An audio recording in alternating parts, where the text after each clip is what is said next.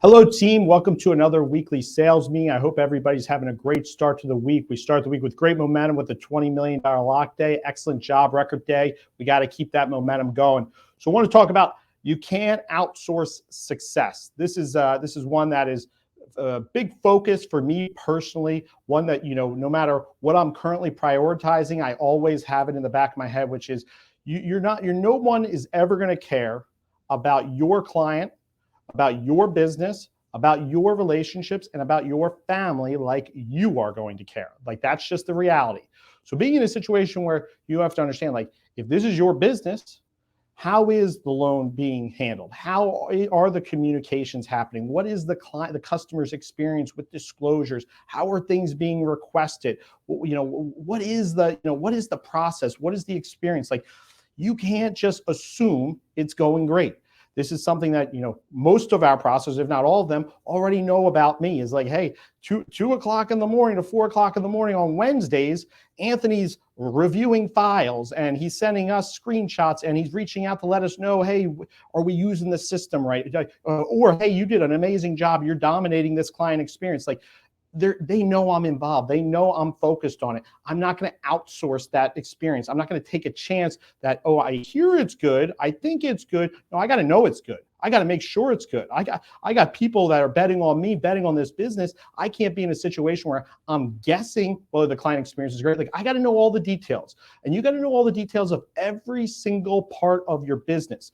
Just because you can't focus on it today, there's only so much time in the day. You got to grow your business. You got to serve your business. You got to make sure you're doing your thing with the family. But at the end of the day, like, it's got to be on your radar. You got to get to it. You got to focus on it. And to me, we're going through that in a very big way right now. We had our advisory council, our Loan Originator advisory council back at the RMT Summit at the beginning of this month. Great session, a lot of great feedback, a lot of things we knew, but a lot of specifics that helped us understand prioritization, help us understand, how people are feeling a certain way about certain parts of the process, what they're experiencing, what the consistency is like.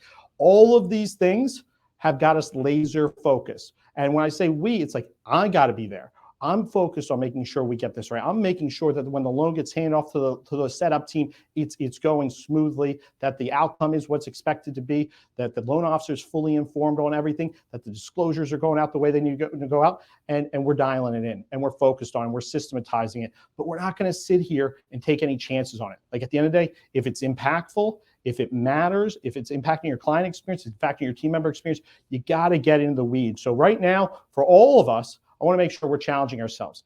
Hey, what experience is not up to snuff? What experience is inconsistent with the standard that we have here? What are the things that we see and we know we need to get better at? And who do I have to work with? Do I submit report up? Do I send Anthony a message directly? Like, whatever it is, you got to share that message. You got to get it out there, because, at the end of the day, your business is our business. If something is holding you back from success, if something's holding your ability to grow back, if something's impacting your client, like, that's our business, and we got to know about it. So, my call to action is make sure, bring it to the surface. I want to hear about it. Believe me when I tell you, if there's one person that's not going to react in a negative way, it's me, because all I care about is getting better. All I care about is the nuance of the details. So call to action is, you can't outsource success. We got to bring these things to the surface. We got to identify opportunities for improvement. We're already obsessed over the things that we're working on.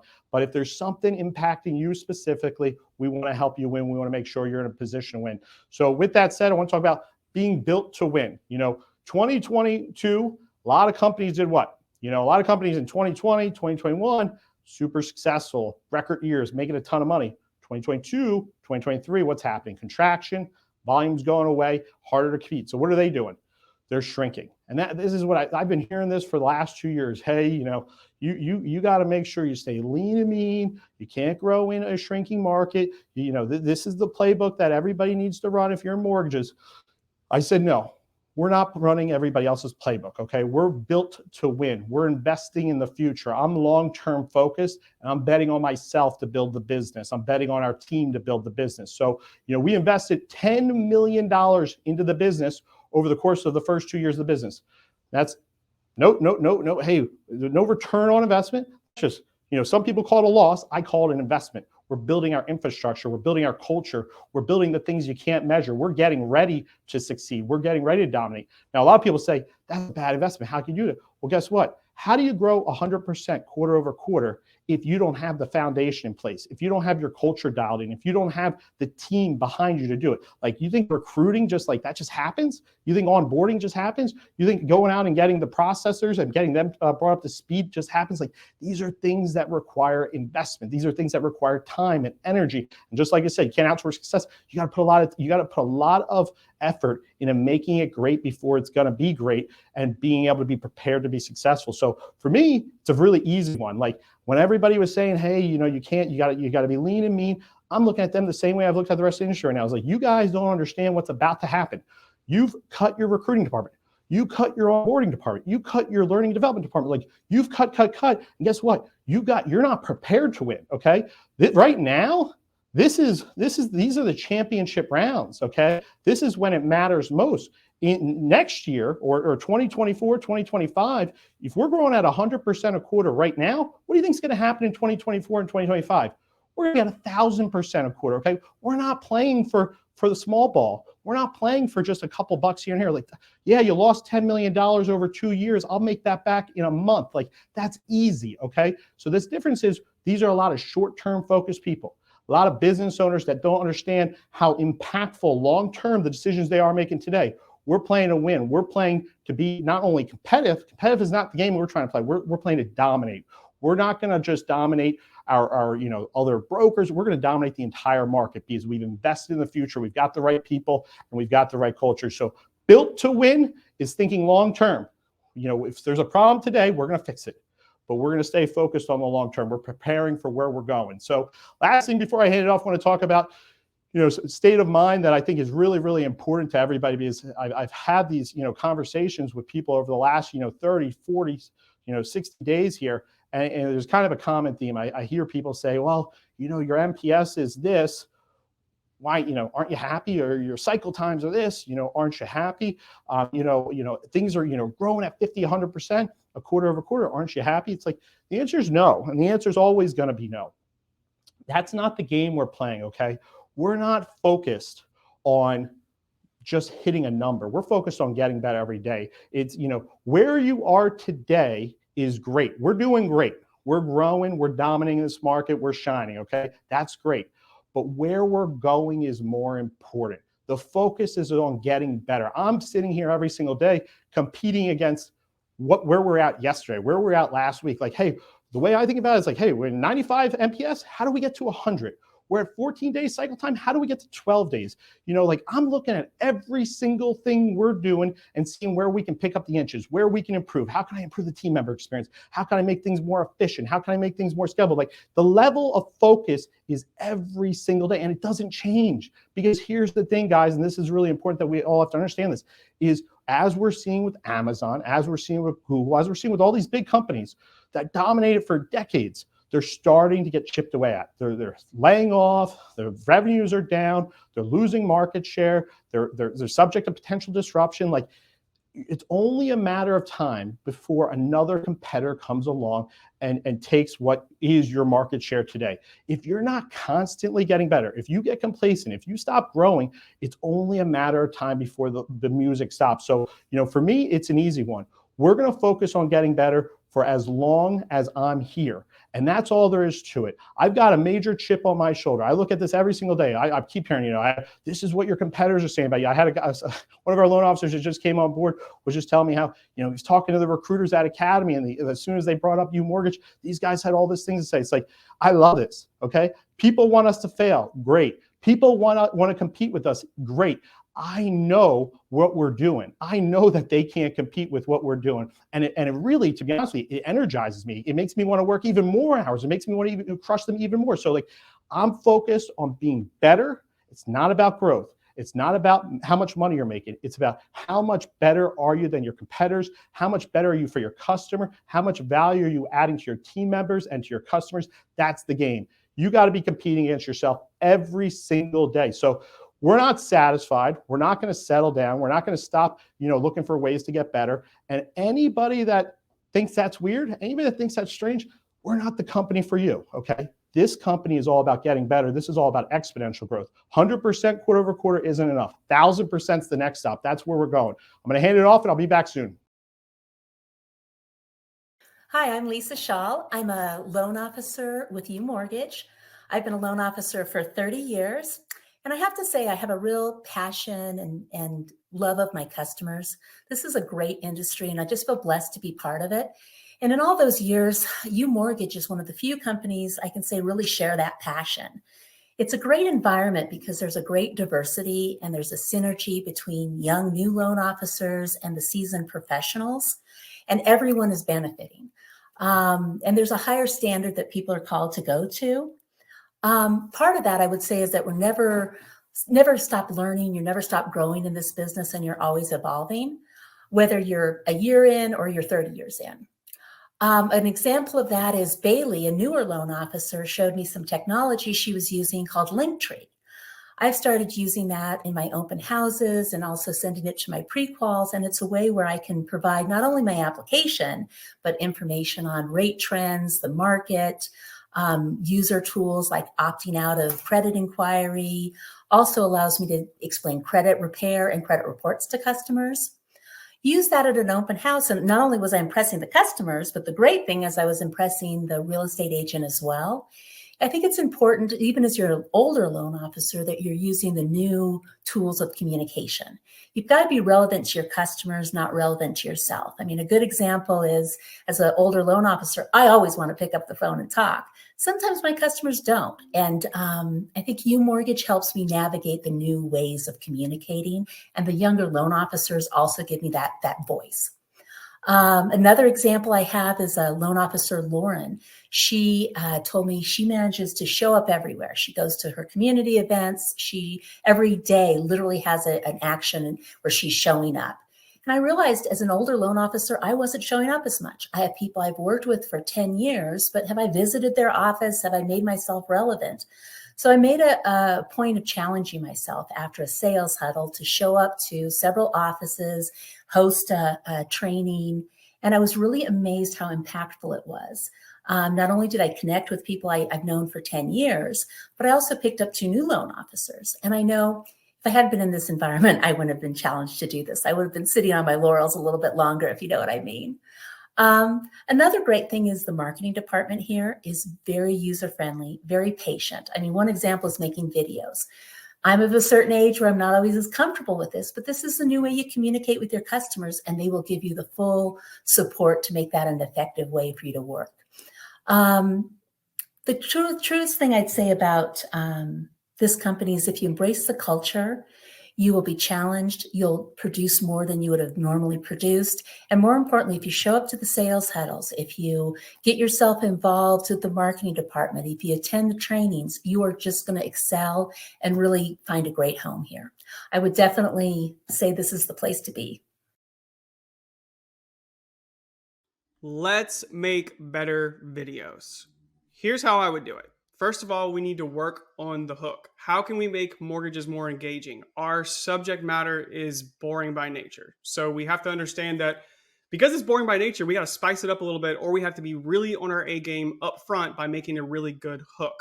And if you don't know what a hook is the first 7 to 12-ish words of your video that introduce the video, but it also makes the person stop scrolling. It's really important, especially in the short form content world, to get someone to stop scrolling. You want to pique their interest, grab their attention, and then hold their attention, but also give them a preview of what's to come. Really work on your hook. If you don't do anything else when you are posting a video, really get your hook dialed in. Next, we need to not be long-winded. Because of our subject matter, I really think that speed is your best friend. So try to say it in as little words as possible and explain and get your point across in as little words as possible, and then move on. You don't want your video to be a certain amount of time, a certain length, just for the heck of it. Try to say it in as little words as possible and then move on. Secondly, you need to talk like people talk. So the average American has like a 7th or 8th grade reading level. Keep that in mind whenever you are scripting out your videos or you are just talking to the camera. What I like to do is I ask myself when I'm rewatching my video right before I post it, or I'm editing my video, or I'm writing up my script, I reread it, or I watch it again, and I ask myself, would a high schooler understand what I'm saying? And if not, how can I break this down into simpler words so that a high schooler could understand? I don't use a lot of industry jargon. I don't use a lot of abbreviations or acronyms because The general public does not understand that. There are even a bunch of realtors that don't understand that. So try to keep the industry jargon to a minimum and abbreviations and acronyms to a minimum. Lastly, I like to try to tell stories whenever possible. People love stories. They're engaging. They're easier for people to listen to. They're more palatable. So try to tell stories when you can. That could be a personal story about, say, when you bought your first house or in the lesson you learned there. It could be a story about how you rescued a loan. Tell them about what the other loan officer or lender did that kind of messed it up and the knowledge that you knew to then save it and get it back on track. Keep in mind that if you're telling a story, and even if it's like a humorous story, so some of my stories that I tell are humorous, but I try to get a lesson in there so that I'm giving some type of value other than entertainment. Think of it as like a comic telling a joke. The parts of the joke can be funny, but at the very end, the audience is anticipating that payoff. They want the mega punchline. So they want it to be wrapped up and the bow on top, and they want that nice, clean break. So try to wrap your story up with a nice lesson to be learned so that you're then giving value back. What platforms should you post on? I think you should post on all of them. But I'm a big believer in really mastering 2 platforms before you start going to all platforms. There's a big learning curve. So really, take the 2 platforms that you're maybe most comfortable with. Say that's Facebook or Instagram, or maybe it's TikTok or Twitter, YouTube, it's LinkedIn. Those are the big ones. So take the 2 that you have the natural following at already, and you have an idea of how they work. Start with those 2. And then once you get more comfortable with it, say after a couple, 3 months, then you can start diversifying and posting across all platforms. Just keep in mind when you do that when you post across different types of platforms, that they have different audiences as well. So really understand the audiences for the different types of platforms and the different features that you can use on those different types of platforms. The more features you use, sometimes, occasionally, you don't use like all these features all the time, but try to use the features that the apps give you. The platforms and the algorithms for those platforms will look at that, and they will they appreciate that you're using the platform to its fullest extent. So try to use some features. Lastly, if I get content block, I've said this before, but some ideas for what I am going to talk about, I go through the alphabet, and then I will start defining mortgage or real estate terms. A could be appraisal. So I explain what an appraisal is, and I work my way through the alphabet. It's not the most sexy type of content. It's not the content that like really wants me to create more content, but it's get me done content that then helps start the juices flowing. Runners will tell you that everybody hates the first mile. Doesn't matter how good of a runner you are or how bad of a runner you are. Everybody hates the first mile. So push through that first mile so that you can maybe get to that runner's high, so to speak. That's the content creation version. Let's think of that as the content creation version. Get through the first mile, and then we can get to where the really good stuff happens. Hey, UMortgage family. I am Rebekah Steele, a loan originator here based out of South Carolina. And I wanted to talk to you about one of the best ways that you can meet realtors. And this isn't anything new. You all know to do it. And that is showing up at open houses. So this is one of the very first things that I did when I started in origination. And honestly, they really intimidated me. In fact, I didn't even have business cards. I just had a virtual one on my phone, and that was all I had walking in. So I just got a list of 5 to 6 of them that I wanted to visit on a Saturday. You can search them up on Zillow, or I'm sure there's other ways that you can do it. And then from there, I went into mapquest.com, and you can put in all of those addresses so it organizes them into the most efficient travel route to take. And then you want to bring the realtor something. So at that time, I didn't have an amazing marketing team like ours. So I just brought Starbucks iced coffees. And on a South Carolina May day where it's 90 degrees, those would melt very quickly. So I would maybe not recommend those, but we have so many great resources on our marketing website and in the pro shop where you can get ideas for what to bring that has our branding on it.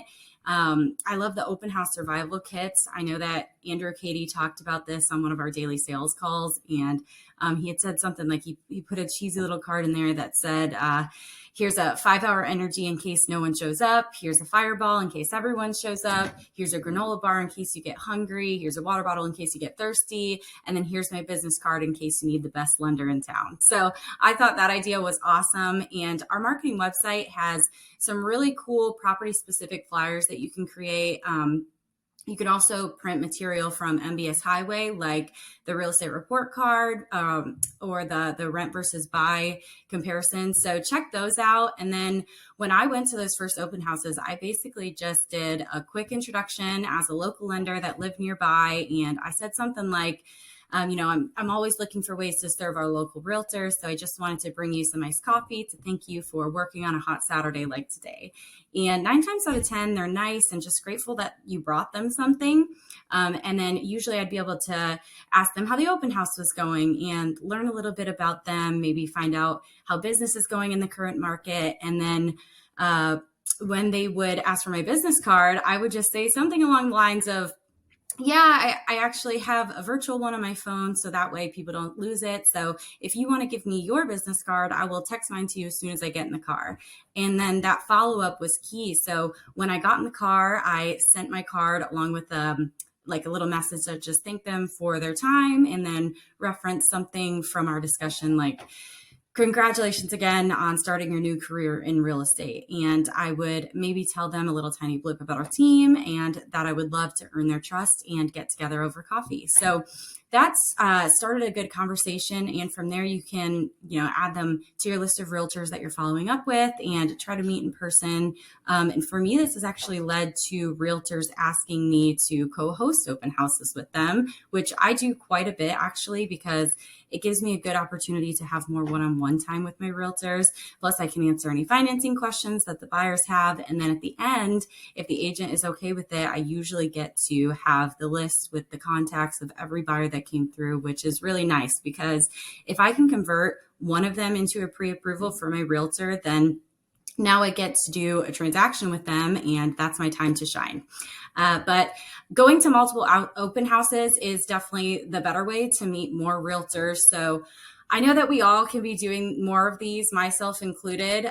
They're just such an impactful way for you to get face-to-face with these agents because you can build a stronger connection with them than you can over just a cold call or walking into their office. You're introducing yourself at a time when they're expecting to meet new people. You could shake their hand, give them something nice that they'll remember you by. And now you have that warm connection with them where they now have more trust to take you up on that coffee or lunch meeting. So get out this weekend and show up to some open houses in your area, especially if you're feeling stuck. Just go support others and you'll start to build beneficial relationships. So thanks for having me on, and I hope everyone has the best day. Hi everyone, this is Johnny Mercado with UMortgage in Southern California. I'm at the Vision Financial Group branch. Today I wanted to share with you a little bit of the importance of working with networking groups and what it's done for me in my career. Early on in my career, I understood that networking was extremely important because, as you know, being the source of information for anyone around you and in your sphere of influence is extremely important.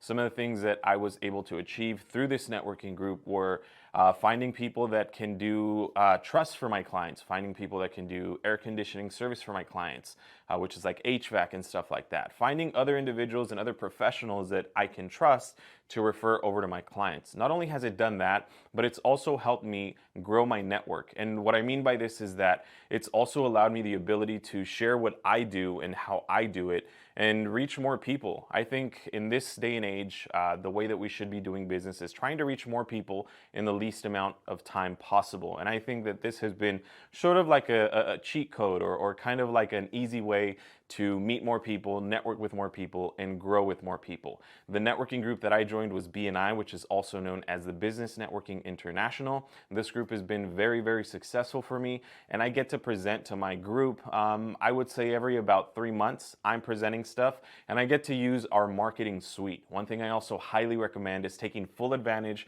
of the marketing tools that we have that are provided by our marketing team here at UMortgage. So if you haven't taken the time to see what we have, you want to make sure that you check it out. It's all on SharePoint. And these have made me look like a rock star. These presentations are amazing. They're easy to edit and make them your own. So I highly suggest 1, joining a networking group, and 2, taking full advantage of the marketing tools that our team has provided to us through SharePoint. I'm going to see you guys soon. Take care. Great job, team. We have 2 more things to hit on before we wrap up. Number 1, just want to recap. Last week we rolled out UShares. Great turnout, over 70 new team members enrolled in the program, bringing our total over 100. Really, really impressive number. And more than anything, I shared this with all of our leaders during our Friday leader meeting. This is all about alignment. This is all about being all in. This is all about focusing on like, hey, when we win, we all win together. A lot of people don't understand like, hey, why would you sell pieces of your company? Why would you give it up? It's like, hey, listen, I want to win as a team. I don't talk team and not focus on winning as a team. And I want us all to win. When we go to $1 billion, $2 billion, $3 billion, $100 billion, like I want us all there together for the journey. And what I'm seeing is a lot of people are here for the team, are here to win together. So I appreciate you guys. We're going to win together. We're going to announce our UMortgage quarterly investor meeting here in the next couple of days for the end of the quarter. But it's an exciting thing to be part of. We're going to win together, and we're all going to do our part in making sure that we're getting better together as a team. Last thing I want to hit on here is just talking about understanding 3 tactical ways that we can get better. And these are 3 things that, again, like I have already implemented in my business. This is about implementing in your business. How are you improving your overall experience? Number 1 is adding video to your experience when it comes to the consumer experience, okay? Kayla Lopez is going through the loan process, and she gave me a lot of great feedback about opportunities to get better, making sure there's certainty built in the process. And like, to me, it's like, hey, when the loan pre-approval starts, you could send them the pre-approval like everybody else does. You send them a written email like everybody else does, or you can record a video and you can send that to them, going over the pre-approval, setting expectations, telling them about the things. Hey, don't, have anybody pull your credit. Make sure you don't take out any new credit. Make sure you don't, move your money between bank accounts. Like, tell them all the do's and don'ts, set expectations, let them know, what the qualifications mean, let them know how we can change it. But like, that's a +1. It takes a couple minutes, but it provides context, direction, certainty. It gives them all the tools to be successful shopper. It's also something where when they forward it to their real estate agent, the real estate agent's definitely going to say, man, that is a +1. I've never seen anybody do it like that before. It's easy, and it puts your personality into it. So that's an easy one. Another one is, this is my number 2 one, is like when you close the loan, we get that plus 95 NPS, okay? Customer submits their review, okay? We get a great review. Send a video to your real estate agent. It might be a real estate agent you work with. It might not be a real estate agent you work with. And send them a video and say, hey, headline, we got a great review from so-and-so. Send them a video and just say, hey, listen, just want to let you know, we focus on experience. We've learned that like a raving fan will not only come back to you for future business, but they'll send you 3, 4, 5 customers in the future.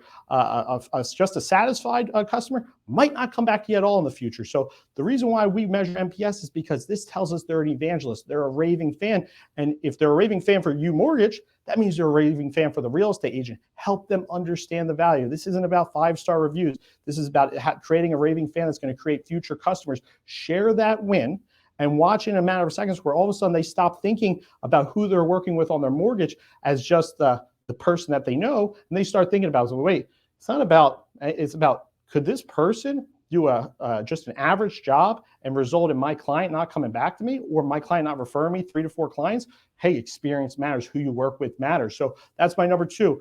Number 3, and this is really an important one, and to be honest with you, I think this is one of the biggest ones that we're going to focus on from a marketing perspective, is onboarding experience for real estate agents. This is something that, whether you're doing it today or you're not doing it today, it's an important level of certainty to offer an agent. It makes the process of being a partner official. Like, think about it, like, hey, you're just going to start referring me loans. They don't know your process. They don't know what the expectations are. They don't know what the user experience is. They don't know what the tech is.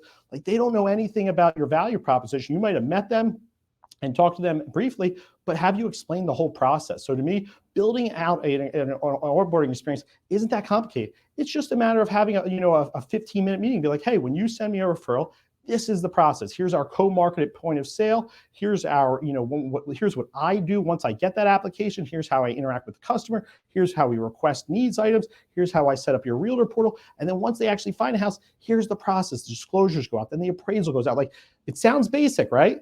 But guess what? Nobody communicates this to real estate agents. I'm sitting there asking every real estate agent, hey, how do you, what's your process like with the lender? And it's the same thing I hear across the board. It's like, well, I keep following up and they tell me that it's done, or the appraisal got done, or the loan commitment's ready, or the loan's clear to close. Like, it's like they're leading the experience, not us. We got to onboard our partners, make it official, let them know that, hey, partnership means something to us. It's not a matter of you just sending me a client. Think about it. If onboarding just means you send me a client and that's when we start, that's not a mutual reciprocal value proposition. If it's like, hey, I'm going to show you our whole entire process. I'm going to set up our co-marketed point of sale through Arrive. I'm going to set up your realtor portal so you can now track all of your customers. I'm going to walk you through the operation, the client experience. I'm going to show you how we go about getting our NPS score. Like, you show them all that. Now it's official. They understand what happens when they send a client to you. There's certainty. There's an understanding of what the milestones are. Again, this is all about +1. There's enough people out there being basic, average, doing the standard. We're taking it to another level. And we're also normalizing that standard, guys. Like, this is not, this isn't like, hey, I'm suggesting it. It's like, we're going to do this. We're doing it. Like, this is what we're building out. We're building out our marketing campaigns. We're implementing it from a national sales directive. Like, this is the program that we're running. We're not sitting there leveling down. We're leveling up and we're getting better. So have a great rest of the day. Dominate your day, and talk to you soon.